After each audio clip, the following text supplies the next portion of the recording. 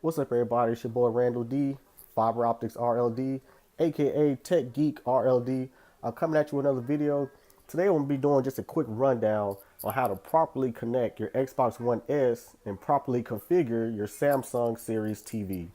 So, my particular TV is a KU 6300. I have the 70-inch model, but these particular settings apply to the smaller displays also. And these also could possibly be the same settings you can use on the 7 series, 8 series, 9 series Samsung's 2016 models. So without further ado, of course, the first thing you want to do is come over here to settings on your Xbox, all settings, and then you want to scroll down to display and sound. From there, video output. So of course, doing that, of course, my TV is already set. But of course, doing that, come over here to TV resolution and click on 4K UHD. Come down here to advanced video settings and put check marks in each of these boxes. These boxes kind of tell you what your TV is capable of. If my TV wasn't capable of one of these options, I'm assuming it would be grayed out, just like the way Allow 3D is grayed out. Also, come down here to 4K TV details, and the Xbox One S will tell you what all your TV supports. So of course, this being a KU6300 2016 model Samsung, it supports pretty much all the signals that the Xbox One S can put out. So the next thing that's mandatory that you need to do is come over here to settings. I think this is off by default. Come over here to settings on your Samsung TV. Go to picture, expert settings. After that, you want to scroll down to HDMI UHD color. This is very important. So of course, when you go into here, I think by default, each of these are set to off. So this particular TV, I was only able to change it to on for HDMI port number 1. So that means it was mandatory that I put my Xbox One S on HDMI port number 1 and then turn the signal to on. So by doing this, I was granted the ability to have an HDR signal, and when I come back over here to the Xbox One S settings, I was able to put a check mark for allow HDR, but only after you turn on HDMI UHD color. So again, picture settings, expert settings, HDMI UHD color. Turn that on. That's mandatory. So of course, after you do that, go back to your Xbox, go back to your video settings, 4K TV details, and you should now get all green boxes, assuming your TV is capable of doing that. So the next thing I want to touch on that you also want to change on your TV is putting it in game mode. So of course, on the Samsung series, you come over here to settings again, picture, special viewing mode, game mode. Mine was already on, so obviously you could toggle this on and off. And what this basically does is when it's off, when game mode is turned off, the display is doing a lot of background rendering to the picture before you see it. So when you're playing a game, a first-person shooter, Call of Duty, Gears of War, when you're playing a first-person shooter, you don't want no latency. When you press that trigger, you want it to take place on screen immediately. So that's what game mode is for. When you switch that on, it's going to turn off some of the TV processing. Yeah, the picture quality is not going to be top tier, but when you're playing a game, you don't want it to be top tier. You want it to be, you want the latency to be as minimum as possible.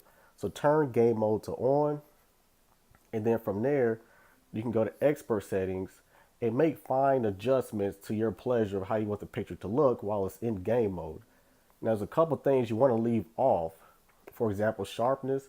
It's always recommended to set that to 0, because nowadays most of the material you're going to watch is going to be, high quality anyway. We're not talking, standard definition DVDs, things like that.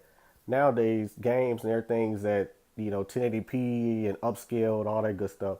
So it's best to turn sharpness off. Color, I got mine set to 50, but that's subjective to however you like.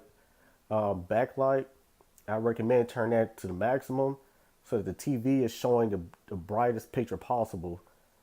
Contrast, I leave mine at 100 also so I can continue to have a bright picture, but I keep brightness at 50 so that the darks and the blacks will continue to be, deep blacks or black as possible and shadows and things like that.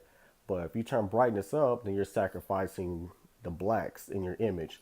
So I leave that at 50, backlight 20, color 50. What else I need to touch on?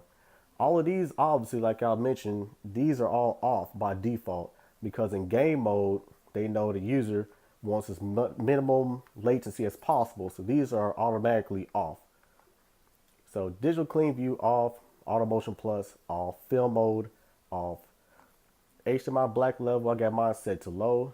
So at least this way, like I was saying, the blacks and dark shadows, things like that will continue to stay black and low.